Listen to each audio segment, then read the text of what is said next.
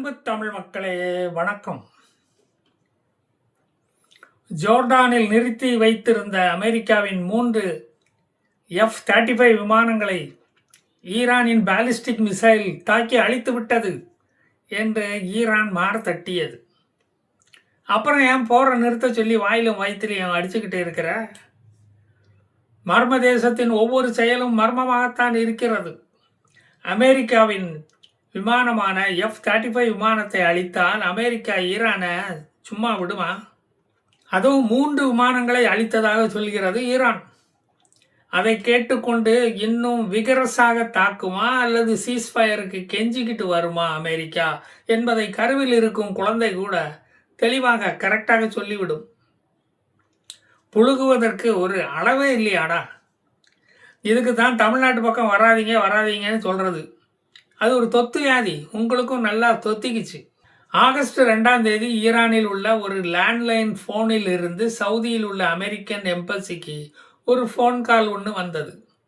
ஈரானை தாக்கும் திட்டத்தை தயவு செய்து கைவிடுங்கள் என்று ஒரு அரபியின் குரல் அரைகுறை ஆங்கிலத்தில் கெஞ்சியது.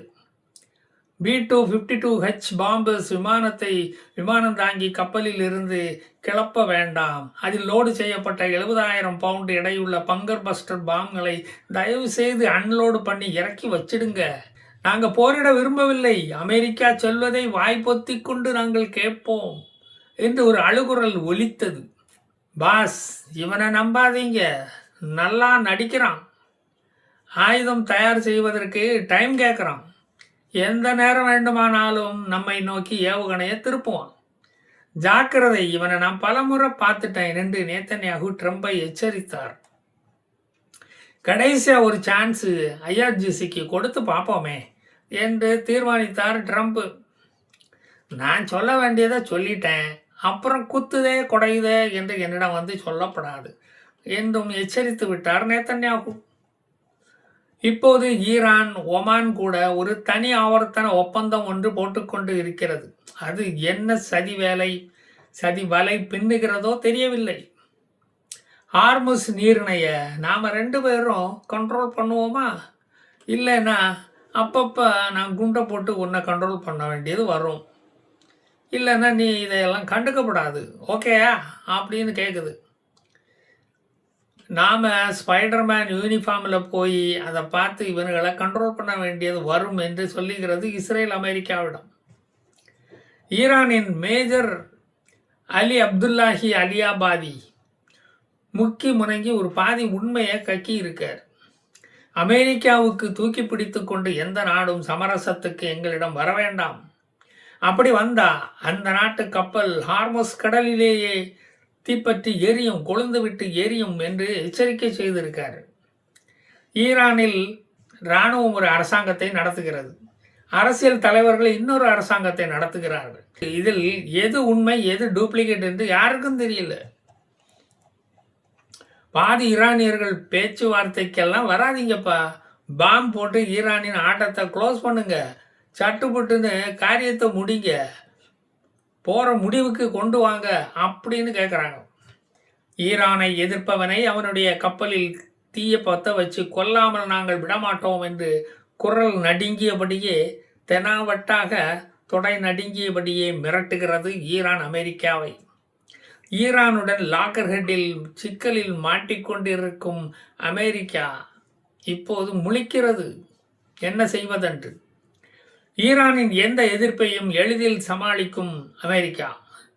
நாம் ஆர்க்கும் குடியெல்லோம் நமனை அஞ்சோம் என்று திருநாவுக்கரசர் பாடின பாட்டை இப்போ பாடுறாரு ட்ரம்ப். இங்கிலாந்து, அமெரிக்கா, இஸ்ரேலிய உளவுத்துறைகள் ஈரான் பதுக்கி வைத்திருக்கும் கெமிக்கல் வெப்பன்ஸ் ஃபேக்டரி குடோன்களை கண்டுபிடிக்கும் முயற்சியில் இப்போது இறங்கி மோப்பம் பிடித்து கொண்டு வருகிறார்கள். அமெரிக்கா கேட்பது 2 வரம்தான். 1, ஹார்முஸ் நீரிணையை பழையபடி திறந்து இயங்க வைக்க வேண்டும். 2, நியூக்ளியர் ரிசர்ச் மற்றும் யுரேனிய செறிவூட்டலை ஸ்டாப் பண்ண வேண்டும். இந்த 2ம் நிறைவேறினால் போர் நிற்கும், இல்லைன்னா அது பேரழிவுக்கு பிறகு நிற்கும். ஈரானின் பேரழிவுக்கு பிறகு நிற்கும். இந்த ஒப்பந்தம் தோல்வியடையும் பட்சத்தில் ஈரான் கெமிக்கல் வெப்பன்ஸ்களை பிரயோகிக்கப் போவதாக தகவல் கசிந்துள்ளது. இவ்வுலக உயிர்கள் வதைத்து சாவது ஈரானுக்கு பிடிக்கவே பிடிக்காது. உடனே சாவணும், மக்கள் உடனே சாவணும். மத்திய கிழக்கு நாடுகளின் ஹிட்லர் என்று பெயர் எடுத்து விட்ட பிறகு கோமனி அரசாங்கம் கேஸ் சாம்பர் டெக்னாலஜியை பயன்படுத்தாமல் இருக்க முடியுமா? கெமிக்கல் வெப்பனாக கெமிக்கல் கேஸ் யூஸ் பண்ணி அத்தனை இஸ்லாமியர்களையும் அல்லாவுக்கு பலி கொடுக்க போவதாகவும், பலி கொடுத்து மொட்டையடித்து காது குத்த போவதாகவும் கோமனி குடும்பம் வேண்டிக் கொண்டு இருக்கிறதாம். இழுத்துக்கிட்டு சாவதை விட ஒரே மூச்சில் சுவாசம் நிற்பது ஒரு கருணையான செயல் இல்லையா? அதனால்தான் அந்த நற்கருணை வீரன் அதை செய்வதற்கு தயாராக இருக்கிறான். ஈரானுக்கு ஆதரவு அளிக்காத இஸ்லாமியன் உயிரோடு இருந்து என்ன சாதிக்கப் போகிறான்? அவன் வாழ்ந்தென்ன சாதிக்கப் போகிறான்? அவன் இருந்தென்ன லாபம்? ஒன்றும் கிடையாது. இஸ்ரேலிய கண்டுபிடிப்புகளைத்தான் அவன் தன் வாழ்நாளில் உபயோகிக்கப் போகிறான். அதற்கு அவன் அல்லாவிடம் போய் சேர்வதே மேல்.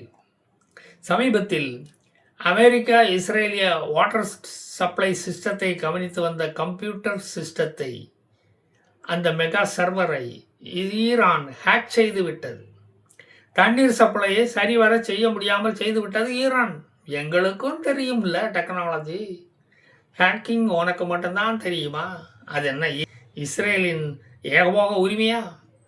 தண்ணீர் வராததுக்கு காரணம் மனசுடைந்த நிதிதான் என்று சந்தேகப்படுகிறது இஸ்ரேல். இப்போ ஹூத்திஸ் இந்த போரை வலுப்படுத்த எகிப்தின் துறைமுகமான டாமியட்டா போர்ட்டை ட்ரோன்களால் தாக்கி ஈஜிப்சியன் மம்மியை உசுப்பேத்தி எழுப்பியுள்ளது. அவனும் போரில் இறங்கட்டுமே, அவன் மட்டும் என்ன சும்மா உட்காந்து வேடிக்கை பார்த்துக்கிட்டு இருக்கான் அப்படிங்கிற ஒரு நல்ல எண்ணம் தான் காரணம். நாங்கள் எல்லாம் தீவிரமாக சண்டை போட்டுக்கிட்டு இருக்கும்போது நீ மட்டும் என்ன வேடிக்கை பார்த்துக்கிட்டு செய்திகளை வெளியிட்டுக்கிட்டு சுயஸ் கனாவில் இயக்கிக்கிட்டு சம்பாதிச்சுக்கிட்டு இருக்கிற? நீயும் செலவு பண்ணு வா. இனி அதையெல்லாம் பார்த்துக்கிட்டு எங்களால் சும்மா இருக்க முடியாது கண்ணு. இஸ்லாமியனாக இருந்துக்கிட்டு அமைதி வழியில் நீ போகலாமா? பண்ணி வளர்ப்பது எப்படி என்று நான் உனக்கு கற்றுத் தருகிறேன் வா. அப்புறம் காசா பயங்கரவாதிகள் ஆயுதங்கள் அத்தனையும் ஒப்படைத்து விட்டு காவி வேட்டி கட்டிக்கிட்டு திருவோடி ஏந்தி சந்நியாச வாழ்க்கை வாழப்போவதாக அறிவித்துள்ளதாக ட்ரம்ப் அறிவித்துள்ளார். துப்பாக்கியை தலைக்கு வச்சு தூங்கலைன்னா அவனுக்கு தூக்கமே வராதே. அப்படிப்பட்டவன் எப்படி ஆயுதங்களை ஒப்படைப்பான்? எங்கேயோ இடிக்குதே. ஹமாஸ் மட்டுமல்ல, காசாவில் உள்ள குஞ்சு குருமானி பயங்கரவாத இயக்கங்களும் ஆயுதங்களை ஒப்படைத்து விட்டு குளவி கல்லில் வெத்தலை பாக்கு இடித்து போட்டுக்கிட்டு ஈசி சேரில் படுத்து உறங்க போவதாகவும் அறிவித்துள்ளார்களாம். ட்ரம்ப் தான் சொல்கிறார். அப்போ தான் காசா சீரமைப்பு திட்டத்தை தொடங்க முடியுமா? ஜோர்டான் ஆற்றில் அணைய கட்டி தண்ணி விட முடியுமா? நான் இப்படி பேசியதற்காக குடும்பாவி ரோடு மறியல் எல்லாம் பண்ண வேண்டாம் என்று தெனாவட்டாக அன்புடன் கேட்டுக்கொள்கிறேன். இதை கேட்டு நேத்தன்யாகு நம்பாமல் நமட்டு சிரிப்பு சிரிக்கிறார்.